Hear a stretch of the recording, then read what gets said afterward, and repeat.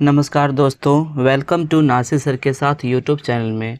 दोस्तों, आज के हम इस वीडियो में आपको प्रेजेंट इंडेफिनिट टेंस के बारे में बताएंगे। इसमें आपको डेफिनेशन भी बताएंगे और प्रेजेंट इंडेफिनिट टेंस के कितने भेद होते हैं उसके बारे में बताएंगे और रूल के साथ एक दो ट्रांसलेशन भी बनाना सिखाएंगे। दोस्तों, इसका जो पिछला वीडियो था ना, उसमें हम आपको टेंस के बारे में बताए थे, टेंस कितने प्रकार के होते हैं। और अभी इस वीडियो में प्रेजेंट इंडेफिनिट टेंस के बारे में बताने जा रहे हैं। तो दोस्तों, प्रेजेंट इंडेफिनिट टेंस किसे कहते हैं? तो इसका परिभाषा होता है जिस हिंदी वाक्य के क्रिया के अंत में ता है, ती है, ते है, ता हूँ, ती हूँ, ते हैं, यानी कि किसी हिंदी वाक्य में क्रिया रहेगा ना, उसके लास्ट में अगर ता लगा रहेगा, अगर ती लगी रहेगी, अगर ते लगे रहेंगे, तो उसका जो अनुवाद हम करेंगे ना, वो प्रेजेंट इंडेफिनिट टेंस में ही करेंगे। अब दोस्तों, ये जो प्रेजेंट इंडेफिनिट टेंस जो होते हैं ना, ये चार होते हैं, चार भेद होते हैं इसके। ठीक है, पहला होता है अफर्मेटिव सेंटेंस। अफर्मेटिव सेंटेंस को हिंदी में बोलते हैं सकारात्मक वाक्य। ठीक है, दूसरा होता है निगेटिव सेंटेंस, इसको बोलते हैं नकारात्मक वाक्य। तीसरा इंट्रोगेटिव सेंटेंस, प्रश्नात्मक वाक्य।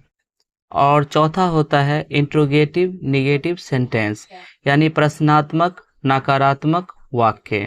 ठीक है, तो ये जो प्रेजेंट इंडेफिनिट है ना, इसके चार हो गए भेद। पहला चलते हैं अफर्मेटिव सेंटेंस, हिंदी में सकारात्मक वाक्य बोला जाता है। इसका रूल, इसका कुछ नियम होते हैं। तो जब इसका ट्रांसलेशन हम बनाते हैं ना, तो सबसे पहले सब्जेक्ट को रखेंगे, प्लस वर्ब का या तो पहला रूप लगाएंगे या पचमा रूप लगाएंगे, और ऑब्जेक्ट या जो उसके बाद जो वर्ड आएगा ना, अदर वर्ड, उसको हम लगा देंगे। ठीक है, तो एक एग्जांपल देखते हैं यहाँ पे। हाँ, पहला है मैं खाता हूँ। अब देखिए, इसके लास्ट में ता लगा हुआ है ना, तो इसका जो सेंटेंस होगा ना, सबके लास्ट में ता लगा रहेगा, क्योंकि हम बना रहे हैं ये प्रेजेंट इंडेफिनिट टेंस का। ठीक है, तो मैं खाता हूँ, तो इसका हो जाएगा आई ईट। तो सबसे पहले क्या लिखते हैं? सब्जेक्ट। तो इसमें जो सब्जेक्ट है, कर्ता जो है ना, आई है, तो यहाँ पे लिख दिया आई। और खाना, खाना का ईट होता है ना, तो यहाँ पे लग गया ईट, आई ईट, मैं खाता हूँ। दूसरा है हम लोग पढ़ते हैं। अब हम लोग का क्या होता है? हम लोग का होता है वी हो गया। और पढ़ना, पढ़ना क्या होता है? पढ़ना का होता है रीड। ठीक है, रीड मतलब पढ़ना, तो वी रीड। अब यहाँ पे वर्ब का क्या लग रहा है? पहला रूप लग रहा है। ठीक है, तो वी रीड, हम लोग पढ़ते हैं।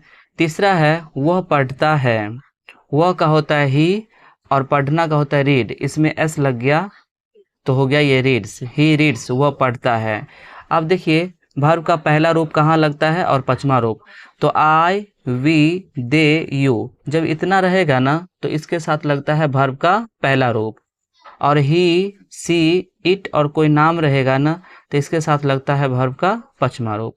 तो आगे जो ट्रांसलेशन आप बनाएंगे ना, इसी टाइप से दिमाग लगाएंगे। ठीक है, अगर ही रहेगा, सी रहेगा, इट रहेगा, कोई नाम रहेगा ना, तो उसके साथ क्या करना है? वर्ब का पचमा रूप यानी एस या तो ई एस लगा देना है। ठीक है, अगर आई वी दे यू रहेगा, तो इसके साथ वर्ब का पहला रूप लगा देना है, यानी सीधा सीधा वर्ब का पहला रूप लगा देना है। तो ये हुआ प्रेजेंट इंडेफिनिट टेंस का अफर्मेटिव सेंटेंस। ठीक है,